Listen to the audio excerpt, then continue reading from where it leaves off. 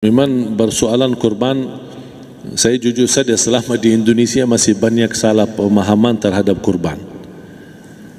Dan saya pernah berkata, memang Islam kita di Indonesia Islam keturunan. Ya, jadi asal tahu saja. Ya, tapi dari segi belajaran, mohon maaf ya kita terlalu jauh terhadap pemahaman. Yang saya maksud, kita melaksanakan sesuatu tapi kita sudah belajar, sudah tahu, bukan hanya asal saya dengar, saya lihat, saya bukan sebatas itu, tapi kita punya dasarnya. Dan ini kelemahan kita, di antaranya kurban. Saya pernah mendengar, bukan malah sering mendengar soal kurban dihitungkan beroran. Jadi keluarga suami istri sama 5 anak berarti jumlah 7, wajib sapi. Kalau kurang daripada itu, atau misal suami istri tidak mampu, boleh ini tahun kurban kambing atas nama suami, tahun depan atas nama istrinya. Ini hal keliru sebenarnya. Yang dihitungkan soal kurban beda sama akikah dan beda sama zakat fitrah. Zakat fitrah sama akikah terhitung beroran. Akikah laki-laki 2 kambing, perempuan 1. Kalau tidak mampu boleh. Kalau ada kembar laki sama perempuan berarti 3 kambing. Tapi kalau tidak mampu boleh 1 kambing, tidak masalah. Dan tidak ada istilah sekarang saya kurban tapi nanti sisanya seolah-olah ada hutang sama Allah. Sesuai kemampuan kita. Di antaranya kurban. Kurban hitungannya berkeluarga, bukan beroran. Buktinya Rasulullah SAW dan juga cerita Nabi Ibrahim. Ketika Nabi Ibrahim mau sembelih Nabi Ismail, Allah turunkan apa? Mengganti sembelihan Nabi Ismail dengan ekor kambing dari surga. Berapa ekor kambing? 1. Padahal Nabi Ibrahim punya istri 2 dan anak.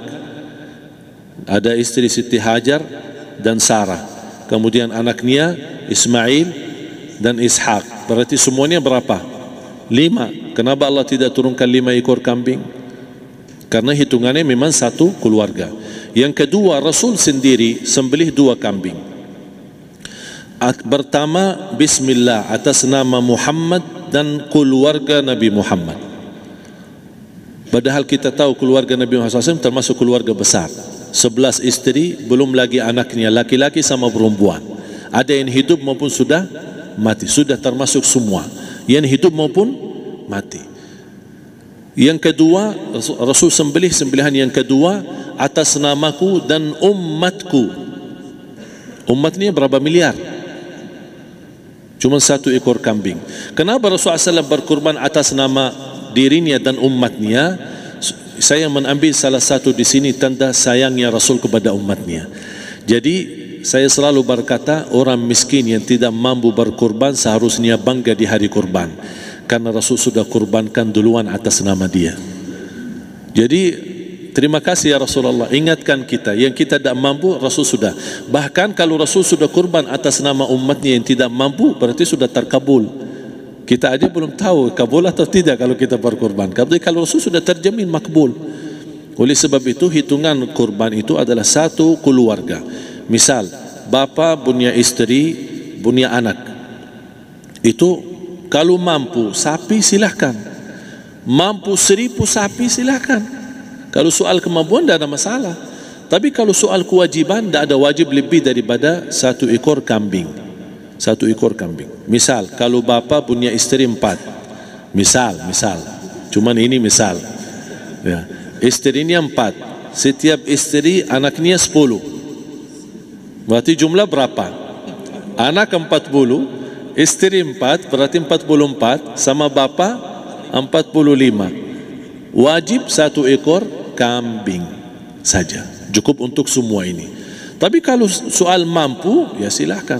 Mau 1000 kambing boleh, mau 1000 sapi boleh. Tidak ada yang melarang kalau soal kemampuan. Dan kalau kita mau sembelih, Bismillah atas namaku dan keluarga. Tidak perlu bawa data-data nama keluarga. Jadi disebutkan tukang sembelihnya ada capek menunggu sambil sebutkan nama-nama. Tidak perlu. Udah Bismillah atas namaku dan keluarga. Termasuk kata atas namaku dan keluarga, termasuk orang tua yang sudah meninggal. Termasuk orang tua yang sudah, karena kita adalah hasil daripada orang tua. Itu sudah termasuk, tidak perlu kita sebutkan. Ada sebagian ulama membolehkan kalau kita mampu, mau khusus kambing atas nama orang tua, tidak masalah kalau kita mampu. Tapi kalau kita tidak mampu, itu sudah termasuk orang tua kita bersama keluarga besar kita. Ini salah satu kenikmatan, dan ini termasuk juga sedekah yang berguna bagi orang yang sudah meninggal di keluarga kita. Wallahu ta'ala a'lam. Dan juga masalah panitia, bisa kita mewakili. Kalau kita tidak mengerti sembelihannya dan tidak mengerti cara bagiannya.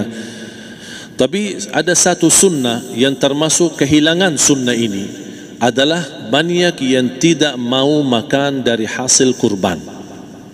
Padahal itu sunnah Rasul. Dari akikah boleh makan, dari kurban pun boleh makan. Bahkan sunnah SAW dibagi 3. Sepertiga pertama dihadiahkan. Maksudnya kata dihadiahkan kepada orang kaya. Misal tetangga saya tapi orang kaya, dia bukan miskin, tapi boleh saling hadiah. Karena inti daripada hadiah silaturrahim. Ada keluarga kita termasuk mampu, tapi saya kasih, ini alhamdulillah saya sembelih sapi. Barangkali dia tidak mampu, cuma sembelih kambing. Udah, kita dapat daging kambing, dia dapat daging sapi. Tapi dengan niat hadiah, bukan sedekah, karena dia bukan orang miskin yang menerima sedekah. Yang sepertiga yang kedua adalah sedekah. Sedekah itu termasuk orang miskin. Yang ketiga, kita makan sendiri. Bahkan Rasulullah SAW selepas Idul Adha, beda sama Idul Fitri. Sebelum Idul Fitri dia makan kurma, meyakinkan batalan puasa. Tapi kalau Idul Adha tidak makan dan minum sebelum salat, kenapa? Bukan berarti tidak boleh. Tapi Rasulullah SAW ingin pertama pembukaannya, buka sarapannya atau makan di pagi harinya selepas Idul Adha adalah dari hasil sembelihan kambing itu atau dari kurban. Jadi kita sebagian sedikit. Tapi kalau kita merasa alhamdulillah rezeki saya banyak di rumah, alhamdulillah banyak ada makanan, mau sedekahin semuanya, semua mau sedekahin, tidak masalah. Tapi yang saya maksud, kenapa tidak kita sekali-kali hidupkan sunnah Rasul? Jadi sebagian, walaupun ada sebagian sedikit lah, buat istilahnya sama sedikit porsi nasi atau apa, karena kita berhak sebagai kita kurbankan lillahi ta'ala, kita berhak menikmati kurban ini yang lillahi ta'ala supaya kita mendapatkan keberkahannya, bukan hanya orang lain. Terus yang kedua ada masalah pembayaran. Kalau kita wakili panitia, boleh kita pesan sama panitia, tolong sedikit dari kurban saya minta buat saya makan. Itu tidak masalah, kita boleh minta. Dan boleh kita wakili, tapi kita tolong ingatkan, tidak boleh pembayaran hasil sembelihan itu dari kulitnya. Ini menjadi salah satu persoalan di Indonesia. Banyak tukang sembelih datang, ketika kita tawarkan untuk sembelih ini, berapa pak? Oh tidak apa-apa, kasih aja kulitnya sama kepalanya. Jangan anda setuju, jangan anda terima. Oh maaf, saya tidak bisa. Bapak berapa ongkos sembelihannya? Kita harus sepakat dulu. Tidak, saya ikhlas, tidak apa-apa, seikhlasnya. Tapi yang penting kepalanya sama kulitnya. Itu aja yang saya minta, yang lain tidak apa-apa. Tidak boleh. Tidak boleh. Kenapa? Karena ini kurban. Kata kurban berarti lillahi ta'ala, bukan untuk jual beli. Kalau kita sudah bayar dari bagian kurban, berarti bukan lillahi ta'ala. Harus kita jaga amalan itu. Tapi bagaimana cara jalan keluarnya? Kita harus sepakat, ijab kabul. Sepakat dulu, Pak, saya udah begini, saya kasih untuk sembelihan 50.000. Bapak setuju? Ya udah setuju. Selesai kan? Sudah sembelih, sudah potong, sudah semua. Lepas ini semua kita kasih ongkos 50.000 ongkos sembelihannya. Habis itu, Pak, kulitnya sama kepala hadiah buat Bapak. Itu dah apa-apa, dah masalah. Tapi bukan untuk bayar sembelihan. Faham maksud saya? Harus dibedakan supaya jangan sampai amalan kita kurban habis biaya, habis ini malah tidak diterima karena sudah kita bayar sebagian daripada kurban.